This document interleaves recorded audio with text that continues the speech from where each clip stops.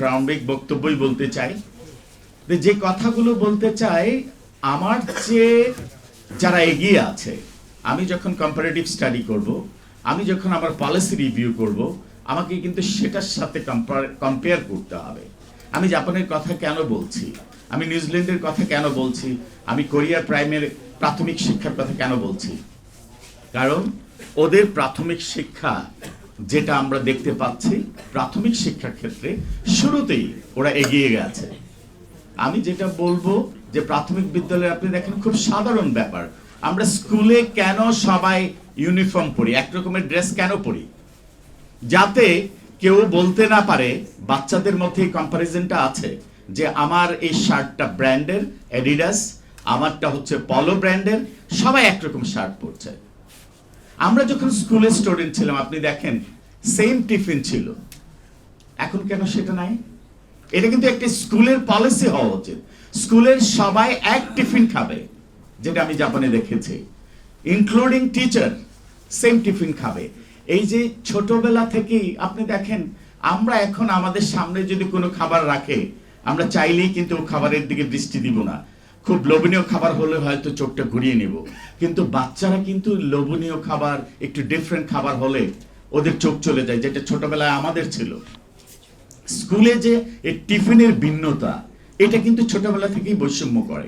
আমি যেটা দেখেছি জাপানের স্কুলগুলোতে সেম টিফিন, এটা কিন্তু প্রাথমিক বিদ্যালয়ের, আমি বলবো প্রাথমিক শিক্ষার একটা পলিসিতে আসা উচিত। সেম টিফিন, সবাই একই খাবার খাবে, স্কুলে যখন যাবে সেম ইউনিফর্ম যখন পরবে সেম টিফিন খাবে। পাশাপাশি প্রাথমিক বিদ্যালয়ের যেটা আমি বলছি, ছোটবেলায় থেকে যদি একটা বাচ্চাকে প্রচুর হোম টাস্ক দেওয়া হয়, অনেকগুলো অ্যাসাইনমেন্ট দেওয়া হয়, হোম টাস্ক দেওয়া হয়, তাহলে কিন্তু তার শিক্ষার প্রতি, যেটা আমি দেখেছি প্রাথমিক বিদ্যালয়ে ওরা এমনভাবে একটা বাচ্চাকে তৈরি করে so that he can be a allrounder, সব শিক্ষা মিলিয়ে। এই প্রাথমিক শিক্ষায় যারা এই তদন্ত কমিটিতে আছেন, আশা করি ওনারা এই বিষয়গুলো আমলে নেবেন। আমি দ্বিতীয়ততে চলে যেতে চাই, যেটা হচ্ছে কলেজ এডুকেশন নিয়ে।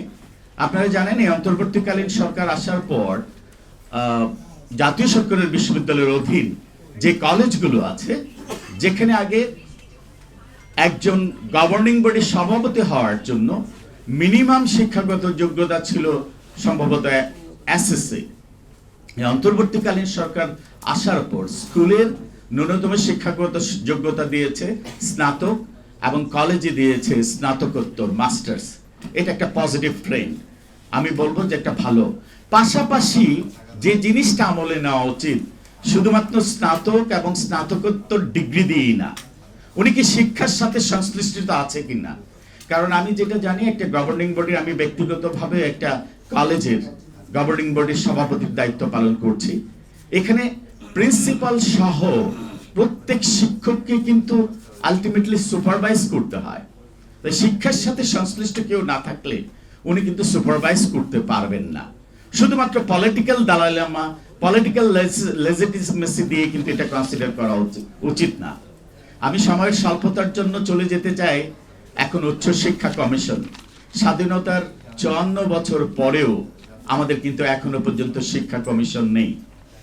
আমরা এখনো ইউনিভার্সিটি গ্র্যান্ড কমিশন দিয়েই চলছি, এবং ইউনিভার্সিটি গ্র্যান্ড কমিশন আপনারা জানেন এখন বর্তমানে এই পরিবর্তিত পরিস্থিতিতে নতুনভাবে এখানে সদস্য, ইউজিসির সদস্য এবং চেয়ারম্যান নতুনভাবে দেওয়া হয়েছে। কিন্তু আপনি দেখেন ইউজিসি যেটা আছে, সেখানে 110টা বেসরকারি বিশ্ববিদ্যালয় আছে এবং 53টা সরকারি বিশ্ববিদ্যালয় আছে।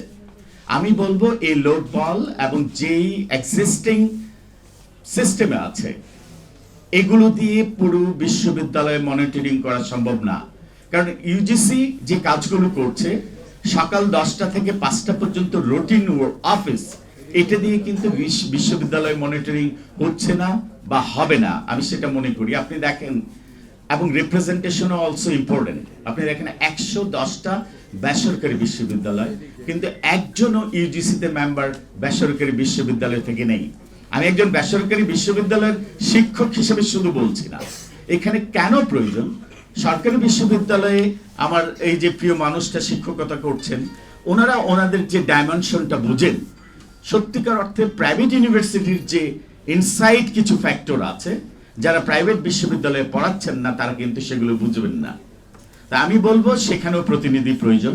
পাশাপাশি দেখেন, আমরা জেনারেল এডুকেশনকে বেশি প্রায়োরিটি দিচ্ছি। বিশ্ববিদ্যালয় থেকে আপনি দেখেন বিবিএ, এমবিএ, স্নাতকোত্তর শেষ করে শুরুতে তার ওরিয়েন্টেশনটা হয় 20,000 টাকার একটা স্যালারি দিয়ে।